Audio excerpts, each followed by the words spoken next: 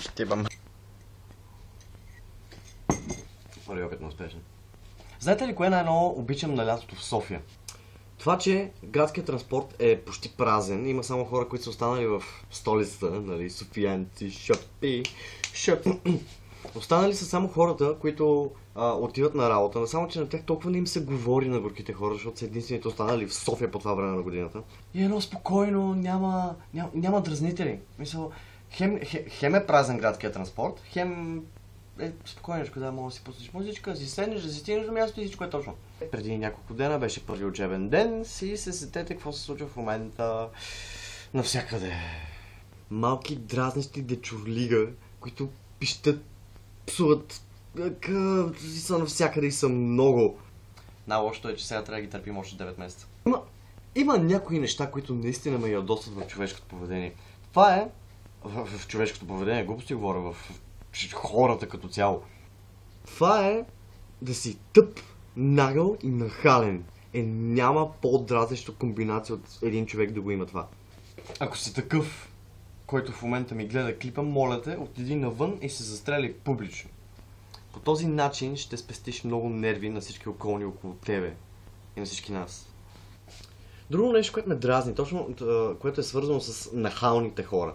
Добре, за малко. Има нещо, което много мраза в нахалните хора.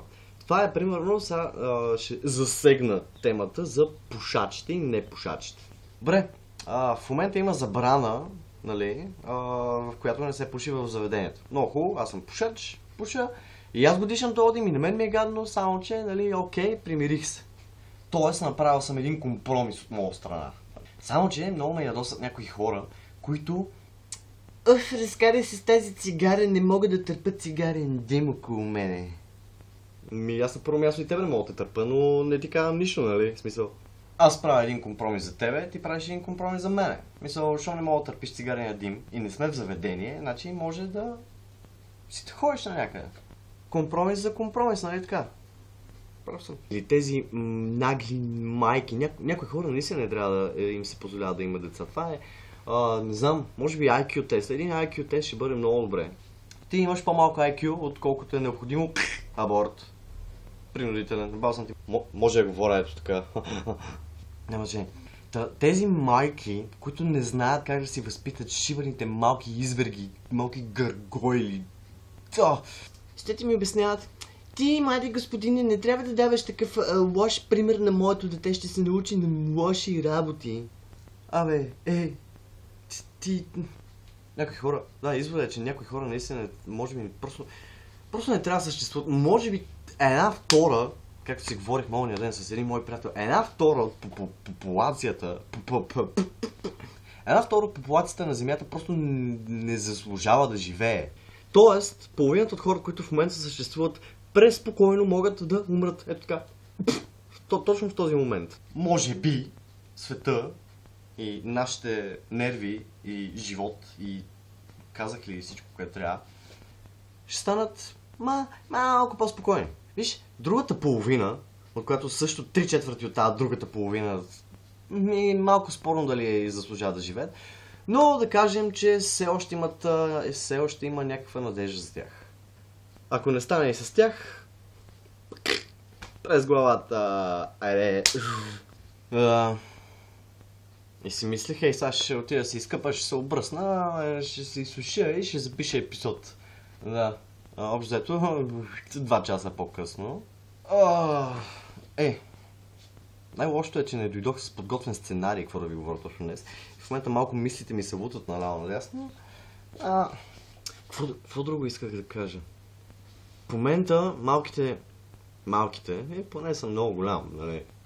Учениците, просто в момента виждам какво ще се случва, нали, по време на учебните часове.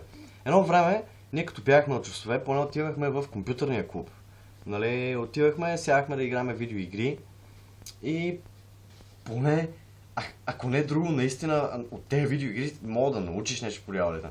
Това е стратегия, да се научиш как да развиваш някакви неща, как да печелиш, как да построиш нещо, от което да имаш някакви приходи. Това да се научиш да си защитаваш територията, нали, да си защитаваш интересите, някакви такива неща, смисъл. Или другите игри, които са first person shooter, Дето просто застрелваш глупаците в главата. Ти си тъпокопале. Чезвай. Много коса, много нещо. Да. Другото нещо, което много мраза. Ти защо не се пострижиш? Не, ти трябва да си пускаш по-дълга коса. Не, ти трябва да си бъдеш косата. Не, ти не трябва изобщо да си пипаш косата. И някакви такива неща. Добре, хора, оставете ме да си правя каквото си искам, бе. Всеки си мисли, че той е прав и трябва да си налага мнението на другите хора. Това изобщо не мога. Някакси. Като цяло днешния епизод няма да е кой знае колко комедиен, но пък затова ще засегна някои интересни теми, които ме засягат лично. Това как да се справям с малумни хора в градския транспорт. Богу. Безмозъчна тълпа от овце, която...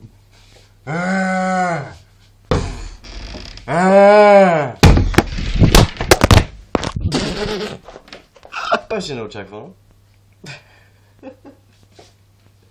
Хванах ти идеята. Другото забавно нещо е, че за пореден път снимам от гардероба ми. Много яко. Поне си нямам друго. Ако някой иска много ме спонсорира, приемам стойки, всякакви светлини, прожектори, камери. Всякакви неща, които да ми улеснат живота малко. Да, идеята ми преди малко за учениците в момента. И какво? Ще ходят в мола. И какво ще научат в мола? Изкарали са нов сандвич на Макдоналдс. Много е хубав. Има промоция, в която мога да си вземеш и големи картофки заедно с двата сандвича. Опитваме се много упорито да настигнем американците. Хем по тъпотия, хем по дебелина. Дебели, слузисти, тъпи същества, разхождащи се по улицата. Най-важното е, че които имат и право да гласуват. Това е най-отвратителното нещо от цялата работа. Мисля, дори няма да засегнат другата част от хората, които изобщо не са заговорени. Някой завърни. Много хубаво. Писмо от Ной. Те пък ще искате. Забравих си мисълта са. Писма от Ной. Може да това са нещата, за които исках да си поговорим. Мога да го кажа по-бързо, ако искам. Мога да го говоря по-бързо, само че нищо няма да разберете. И аз не мога да си разбера. Няма че. За сега е това от мене. Предполагам другата седмица ще се видим пак. И нали знаете, майта ми.